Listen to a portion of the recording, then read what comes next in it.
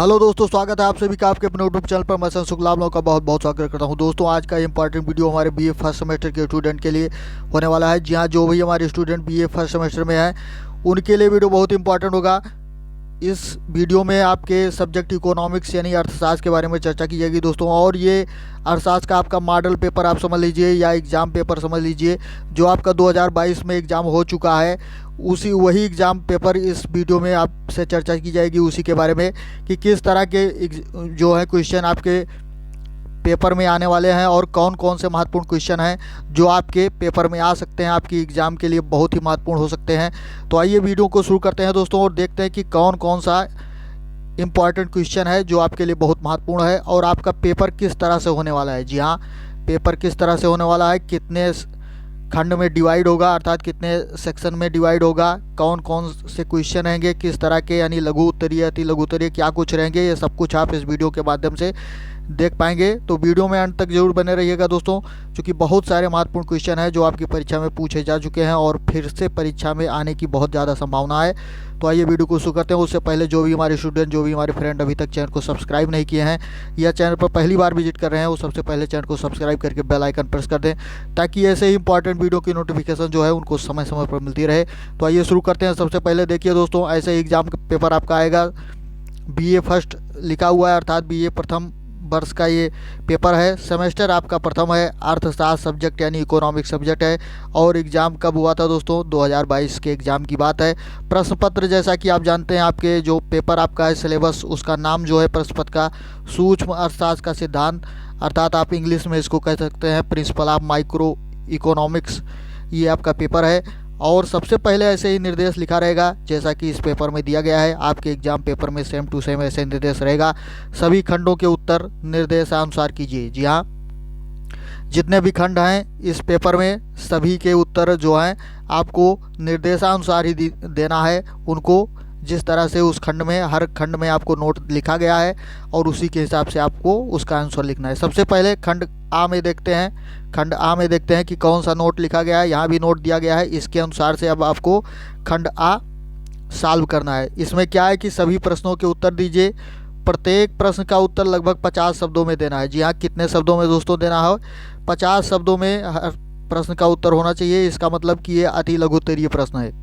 अति लघु उत्तरीय का प्रश्न है जिसका उत्तर जो है आप 50 शब्दों के अंतर्गत दे सकते हैं। तो पहला क्वेश्चन यहाँ पर है, क्वेश्चन नंबर 1 का ये पहला खंड यहाँ पर दिया गया है, रॉबिन्स की परिभाषा। जी हाँ, रॉबिन्स की परिभाषा जो है इसके बारे में आपको बताना है। रॉबिन्स की परिभाषा लिखनी है कि रॉबिन्स साहब ने कौन सी परिभाषा लिखी है दोस्तों। तो दूसरा क्वेश्चन यहाँ पर जो इम्पोर्टेंट क्वेश्चन परीक्षा में आया हुआ था और इम्पोर्टेंट आपके लिए हो सकता है पहले खंड का, पहले क्वेश्चन का दूसरा खंड है उत्पादन संभावना रेखा। जी हाँ, उत्पादन संभावना रेखा क्या होती है ये चीज़ आपको बताना है। बहुत ही महत्वपूर्ण क्वेश्चन है दोस्तों, देख लीजिएगा, बहुत ही महत्वपूर्ण रहेगा आपके लिए। तीसरा जो इसमें खंड था वो क्या हुआ था कि मांग का नियम क्या है। जी हाँ, मांग का नियम जो क्या है इसके बारे में आपको बताना है। और चौथा इसी में है दोस्तों, उपभोक्ता क्या चीज़ होती है। फिर पांचवा है मिश्रित अर्थव्यवस्था क्या चीज़ होती है। ये सारे टॉपिक जो है बहुत ही इंपॉर्टेंट है आपके लिए, इनको ज़रूर देख लीजिएगा। और इसी में छठवां टॉपिक जो है आपका गणनावाचक दृष्टिकोण, ये चीज़ क्या होता है इसको भी बताना है, बहुत महत्वपूर्ण क्वेश्चन है। 7वां नंबर है औसत आगम क्या चीज़ होता है। और फिर 8वां नंबर है पूर्ण प्रतियोगी बाजार क्या है। और 9वां नंबर तटस्थता वक्र क्या चीज़ होता है। ये सारी चीज़ें आपको बतानी है। और 10वां इसमें है आय मांग। जी हाँ, आय मांग क्या है ये चीज़ आपको बताना है। तो इतने 10 क्वेश्चन आपके खंड आ में हैं और सारे क्वेश्चन आपको करने हैं, यानी 50 शब्दों के अंतर्गत प्रत्येक प्रश्न का उत्तर, यानी बहुत ही छोटे में ही आपको 1-2 सेंटेंस 3 सेंटेंस में लिख देना है। तो ये सारे इंपॉर्टेंट टॉपिक थे दोस्तों जो आपकी परीक्षा में पूछे जा चुके हैं और आने वाली परीक्षा के लिए बहुत ही महत्वपूर्ण होंगे। दूसरा, उसके बाद खंड बा आ जाएगा। आपका पेपर इसी तरह डिवाइड होगा, खंड आ बा सा 3 खंड में, अर्थात ABC 3 खंडों में डिवाइड रहेगा। खंड बा को भी किस तरह से करना है जैसा कि यहाँ पर निर्देश दिया गया है, इस निर्देश के अनुसार अब आगे के क्वेश्चन आपको सॉल्व करने रहेंगे। यहाँ पर दिया गया है दोस्तों किन्हीं 5 प्रश्नों के उत्तर दीजिए। केवल 5 क्वेश्चन का आंसर जो है वो आपको लिखना रहेगा। प्रत्येक प्रश्न का उत्तर लगभग 200 शब्दों में हो, यानी हर प्रश्न का उत्तर जो है आपको 200 शब्दों के अंतर्गत आपको लिखना रहेगा, यानी नियर अबाउट 200 शॉर्ट्स, यानी कुछ ज़्यादा कुछ कम भी हो सकते हैं, लेकिन ये मान के चलिए आपका लघु उत्तरीय प्रश्न रहेगा। कौन सा दोस्तों? जो आपका लघु उत्तरीय प्रश्न है यही क्वेश्चन रहेगा। ये 5 आपको केवल 5 ही करने हैं, 5 से ज़्यादा इसमें आप करेंगे। अब यहाँ पर देखिए कौन सा महत्वपूर्ण क्वेश्चन आया हुआ था लघु उत्तरीय में। पहला क्वेश्चन यहाँ पर था तटस्थता वक्रों की विशेषताएं बताइए। जी हाँ, यहाँ पर ये भी, इसमें भी अति लघु में पूछा जा चुका है और इसमें भी, तो ये विशेषता आपको बतानी रहेगी। इसमें तीसरा क्वेश्चन देखते हैं क्या चीज़ आया हुआ था। मांग की लोच के प्रकारों को समझाइए। जी हाँ, मांग की लोच के कितने प्रकार होते हैं ये समझाइए। बहुत महत्वपूर्ण क्वेश्चन है दोस्तों, इसको देख लीजिएगा। इससे रिलेटेड कोई ना कोई क्वेश्चन जरूर रहेगा, अति लघु, लघु या दीर्घ उत्तरीय में भी आ सकता है। और चौथा क्वेश्चन यहाँ पर था विभेदात्मक एकाधिकार क्यों उत्पन्न होता है, इसको आपको बताना था। बहुत ही महत्वपूर्ण क्वेश्चन है दोस्तों, जरूर देखिएगा इन प्रश्नों को।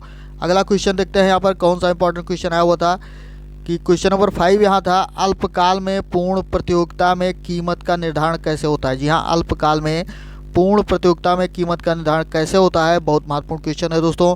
6वां नंबर क्वेश्चन है रिकार्डो के लगान सिद्धांत की व्याख्या कीजिए। जी हाँ, रिकार्डो ने लगान से संबंधित कौन सा सिद्धांत दिया है, इसको आपको बताना है। ये बहुत महत्वपूर्ण क्वेश्चन है। क्वेश्चन नंबर 7 है परिवर्तनशील अनुपातों के नियम को समझाइए। जी हाँ, परिवर्तनशील अनुपातों के क्या नियम होते हैं ये चीज़ बताना है। क्वेश्चन नंबर 8 है अर्थात प्रश्न नंबर 8 वितरण के सीमांत उत्पादकता सिद्धांत की आलोचनात्मक व्याख्या कीजिए। जी हाँ, वितरण के सीमांत उत्पादकता का जो सिद्धांत है इसकी आलोचनात्मक व्याख्या करिए।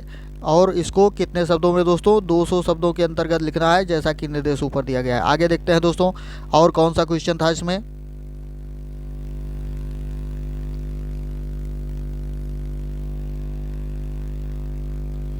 अगला क्वेश्चन, क्वेश्चन नंबर 9 इसमें था दोस्तों एकाधिकारात्मक प्रतियोगिता की विशेषताएं बताइए। जी हाँ, एकाधिकारात्मक प्रतियोगिता की विशेषताएं बताइए, ये आपको बताना है दोस्तों।